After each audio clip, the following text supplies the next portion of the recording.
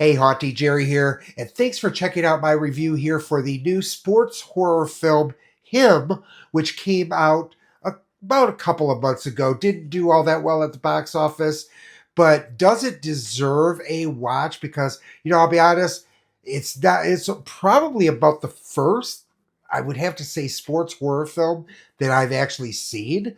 It's a mashup of genre movies that you don't typically see, and I don't remember another sports horror film. So if there is one, please let me know in the comments. I'd really appreciate it. Him was definitely an interesting experience. I won't say it was an entirely gratifying experience, but it was an interesting movie. And I'm really looking forward to discussing it here with you. But before I do dig into that review, I would like to ask that if you would like to show your love with a one-time donation, I will go ahead and leave our Venmo and Cash App information in the pinned comment as well as in the description. And I will try to remember to put those accounts up here on the screen as well. And of course, Sato and I do thank you so much for all your support. Him is a supernatural horror film directed by Justin Tipping. Tyreek Withers plays Cameron Cade, a young quarterback who's been selected to join a retiring legendary QB played by Marlon Wayans at the superstar's remote compound. While at the compound, Cameron goes through many strange and difficult challenges which seem more ritualistic than anything else. The screenwriters attempted to give us a horror flick that also gave us a bit of social commentary along the way, and the result is an uneven movie with flashes of brilliance sandwiched around stretches of boredom with quite a few what the fuck moments along the way. I know the point the filmmakers were going for with him. I just don't think they were successful in getting there, but that's not because of a lack of trying, though. All right, it's time now for me to discuss the good, the bad, and the meh of Him. All right, let's go ahead and start talking about the good of Him. And I must say that when I first started watching, when I began to watch Him, I was actually feeling pretty optimistic because the movie starts off in a tone and in a style that you could tell was definitely different. Now, I know that the movie was produced by Jordan Peele. I knew this back a few months before the movie even came out in theaters because the couple of trailers I had actually seen of the movie, Jordan Peele's name was larger than the movie title was. So I knew that Jordan Peele had produced the movie, and I also knew that whenever you see a big production credit like that, a lot of people will take that to kind of see it as being a Jordan Peele directed movie. This movie is not directed by Jordan Peele. His company did produce it, however. It didn't exactly hit me. It didn't really connect with me on that level. But it's not to say that there weren't good qualities about this movie. For example, like I said in the beginning, you could just quickly tell that this movie is going to look and just feel different than just about any other horror film out there. And not just because of its sports theme, but because of the way it's shot. And this movie is absolutely beautiful. The cinematography is beautiful.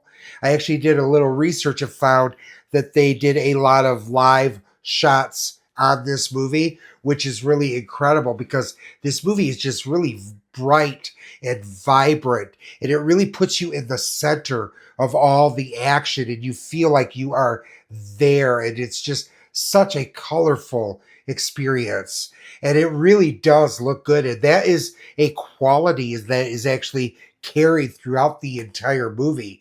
So the movie is shot, it is just gorgeous. So it's definitely a decent movie to look at. Unfortunately, what this leads me to is the bad of Him, which is that Him is really all style and no substance. There really is no there. I know there was a certain story they were trying to tell with this movie, and I know that they were trying to say something, that they had a message to this movie, that this wasn't just a meaningless horror film of any stretch of the imagination. And I get that they were trying to go there. I just don't think that the storytelling went there.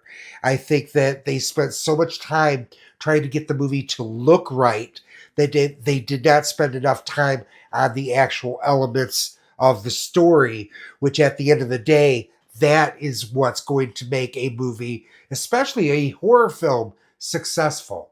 Trust me, I know that it is kind of the reputation that horror films are mindless romps and that they're not important movies, but they are. There have been a lot of important horror films released throughout our history.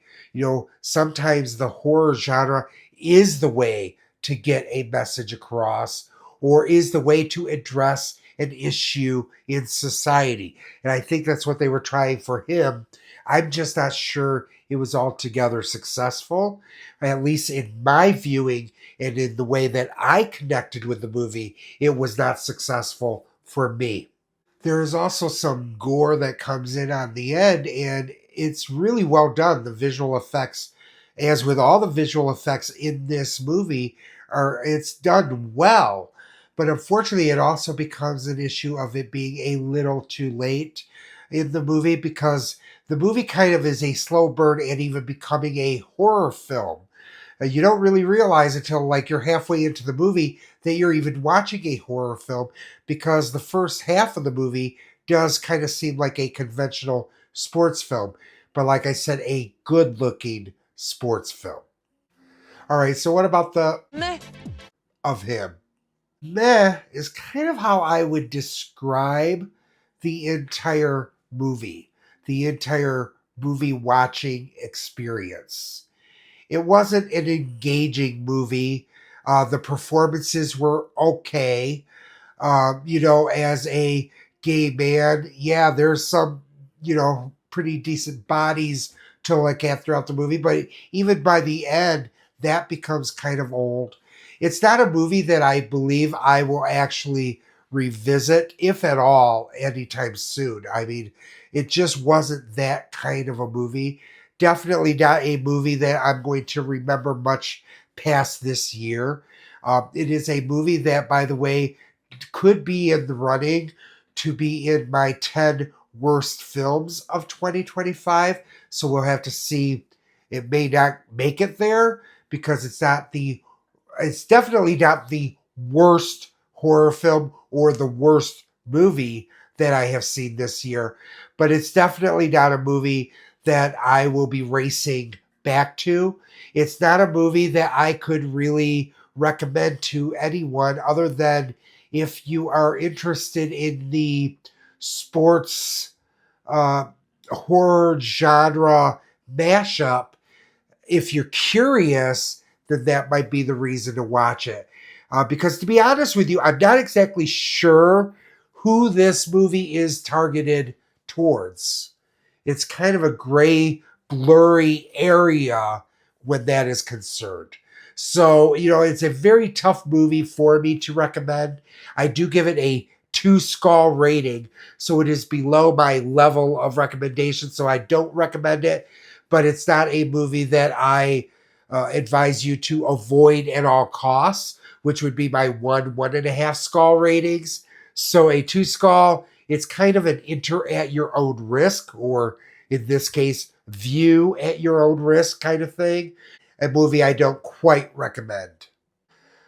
All right, guys, that is going to be it for this review. And I do thank you once again for joining me. I had a great time with you here discussing this movie, and I look forward to many, many more reviews along the way, both solo and with Santo. I'm really excited for that. And if you did enjoy this, once again, we would appreciate if you would consider subscribing to our channel as well as liking and sharing this video. And if you would like to support us as well, earning yourself many, many rewards, we'd love to have you over on Patreon with us, where membership definitely has its privileges. And right now, regardless of whatever tier you choose, you'll receive a 7-day free trial membership. So you can enjoy most of the rewards, anyways, absolutely risk free. So that will be it for now. And until next time, that's a wrap.